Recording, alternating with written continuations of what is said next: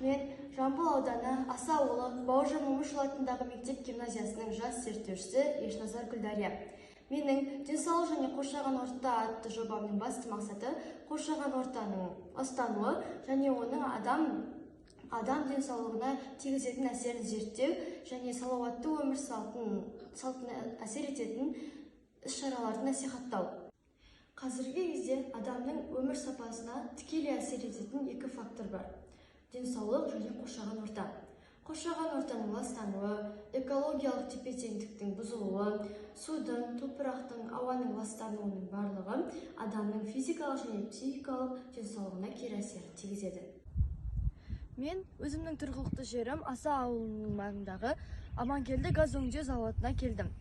Бұл зауытта адамдардың, жергілікті тұрғындардың денсаулығына тікелей әсер етеді. Себебі бұл зауыттан мұнай, газ, бензин, солярка сынды заттар шығарылады. Олардың түтіндегі қоспалары ауаға тікелей кері әсерін тигізеді.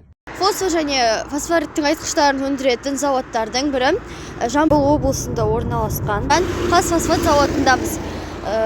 Бұл зауыттан шығатын көп мөлшерлі түтіндер ауаны ластайды. Және де ол Қазақстанда ғана емес, басқа да шекараласқан шет мемлекеттерді қамтамасыз ететін болғандықтан күні-түні жұмыс істеп, ауаға кері әсерін тигізеді.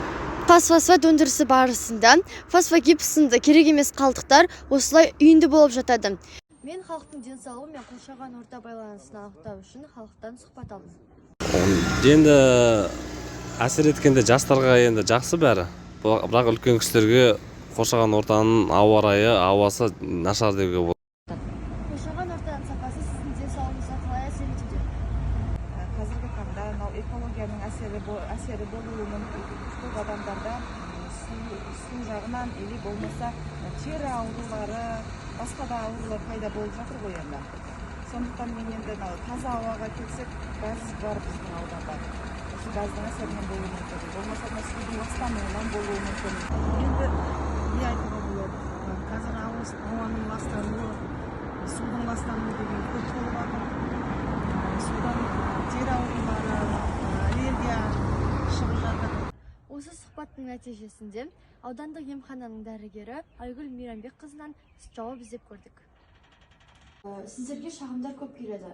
Солардың көбісі қоршаған ортаға байланысты ма? Бәрі осы экологияға байланысты ғой, ауаның ластануы дейді, қоршаған ортаның ластануы, яғни қазір түрлі аурулар, мысалға көбінесе қазір вирустар жүріп жатады, тері аурулары деген сияқты, қазір основной көбінесе жаңағы псориаздар көбейіп жатыр ғой, тері ауруларынан. Оның бәрі экологияға байланысты, ауаның ластануынан. Арасында салауатты өмір салтын насихаттау және табиғатты қорғау мәдениетін қалыптастыру мақсатында көптеген жобалар, іс-шаралар ұйымдастырылды.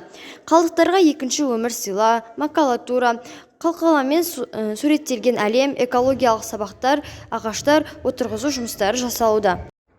Бұл жобаны зерттеу арқылы қоршаған ортаны қорғау мен халықтың денсаулығын сақтау жолдарын ұштастырып, ғылыми әрі практикалық шешімдер ұсынуға мүмкіндік туады.